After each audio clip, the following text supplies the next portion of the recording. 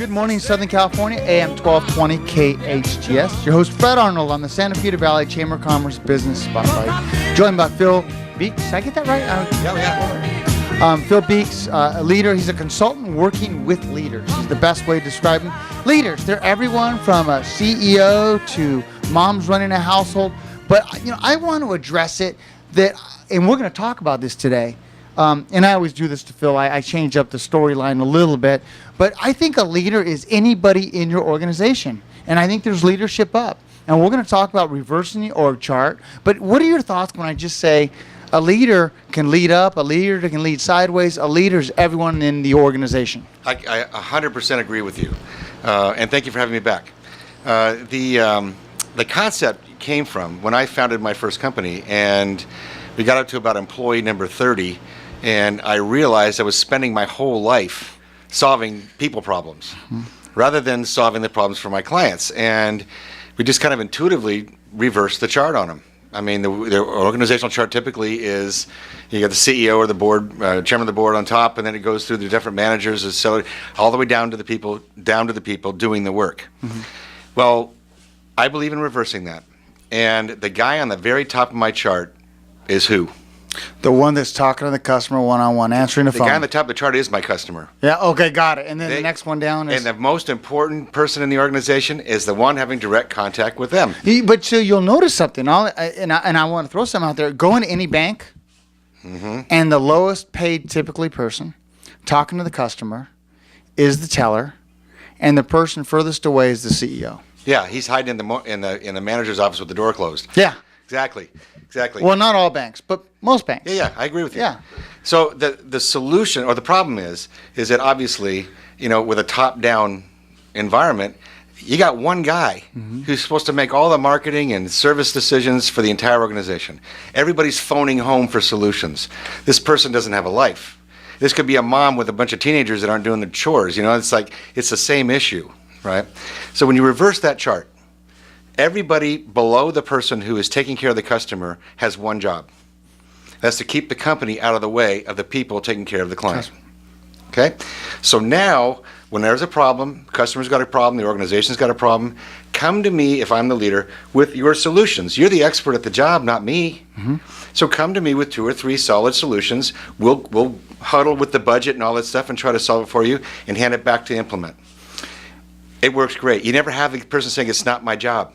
Because they're all our job at that point. Well, let's talk about that, because one of the things we put into place is every employee in our company can make a decision that could spend up to $1,000. So if it costs $1,000 to solve a problem and it makes sense, now of course they come up with better solutions. Hey, Fred, I only spent $250 and this was the problem. Yeah. And here's how we fixed it. Yeah. And there's compliance and all the stuff we have to do in our industry, but let people make decisions. And then when they make a decision, don't second guess their decision. Talk through them with their decision. Right. You could ask them how it worked. You could ask them, did it stay in the budget that you wanted, all that stuff. They are adults. They can handle the problem. The organization... He's laughing. Some aren't adults, but most of them are. Excuse me. Yeah, the organization with the most adults wins. Yes. That's something I learned. And decision makers. Yeah, exactly. Betsy Sanders, years ago, was president of Nordstrom, who wrote the customer service policy for them and was the first retailer to empower all of her employees. If you can solve the problem for the customer right at the check stand, then do it. Yeah.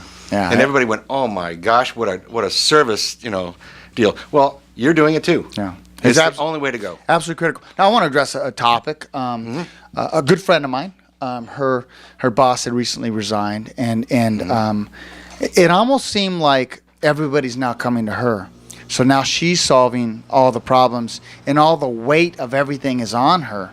Yeah. And I almost saw it as this is a huge opportunity to lead up. This is a huge opportunity for you to use your 2 decades of expertise to guide the organization, because now you're not being pigeonholed.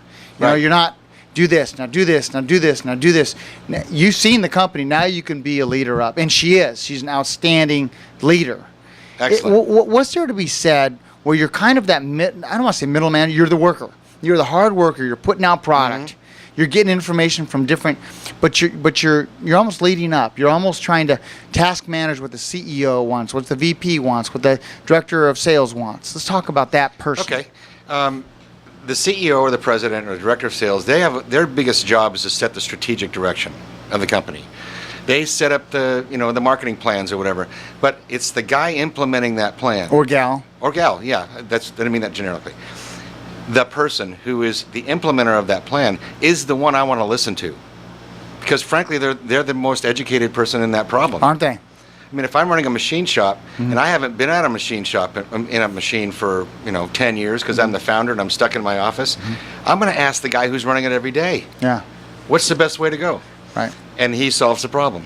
Yeah. So- The smart people around will ask that person, how do we get this done? Also, that person who's the doer happens to know how to best task manage, because Yes. they're the ones doing the task. Exactly. Because the person at top or the person on the side has no clue on how long it's going to take to write a blog, how long it's going to take to fix a blog, a Facebook post, or put a water pump in a social. car. Exactly. Yeah, exactly. They're not going to know. I have no idea. We process loans. I have an idea how loans work, but I have no idea the intricacies of getting something uploaded in our computer system. Mm-hmm. And it's those that make those You decisions. have experts that do. Yeah, That's yeah, great. absolutely. When you reverse the org chart in an organization, a funny thing happens. About 2/3 of the employees in the company light up. They absolutely come alive because they're now empowered to affect their own job and to take care of the customer. But there's that third or even less that don't like to have the light on. Right. And they like hiding in their little job description, and they don't like to see that. But it's very rare, and it's handled. And there's a place for them. Yeah. I mean, if that's what they are and that's who they are, you work them into it, you get them comfortable, you be compassionate, and Exactly. you explain what you're doing. Exactly. Let's talk about, well, we have a minute. Unfortunately, we only have a minute, but how do you manage to get your life back once you've done that? That's a great question, because many founders of companies, I don't care if it's 2 employees or 2,000, the founder was the guy who was the best at that job to begin with, and they build a company around themselves. Yes. Right? And they wake up one day and they've got 80 employees and they don't know what they do for a living anymore. They're not needed because they hired the right people. Right. So you get your life back by not being the target of all the people phoning home for answers. You can go back to the strategic direction. You can go back to making a better product or thinking of other things for the blog, because you've got folks that are handling. That's where you get your life back. Yeah, our CEO, Kurt Reisig, I think we have about 300 employees, $8 billion, and he's now in charge of APM Cares, our nonprofit. And he's all strategic vision. He's all that. Having a ball, no doubt. Yeah, and when someone asks a question, he'll ask the question, oh, did you run that by so-and-so? Exactly. Yeah. Yeah. No disrespect, but they're going to know better than They're the I am. expert, right. And if they don't return your call, let me know. Exactly. I'll solve the problem, only that part. Yeah. Phil, Yes. how can those reach out to you? Well, I can be reached on my cell phone, 805-284-2626, or by email at phil@insurancesalesleadership.com. And if I get an email from you, I'd be happy to send an article that I wrote a few years back on this very topic that can maybe help you do that. Reverse the org chart. Reverse the org chart. Great. Thank you for coming in. Thank you very much. Appreciate it. Hope you enjoyed this edition of the Santa Clarita Valley Chamber of Commerce Business Spotlight. I'm your host, Fred Arnold, on AM 1220, KHTS.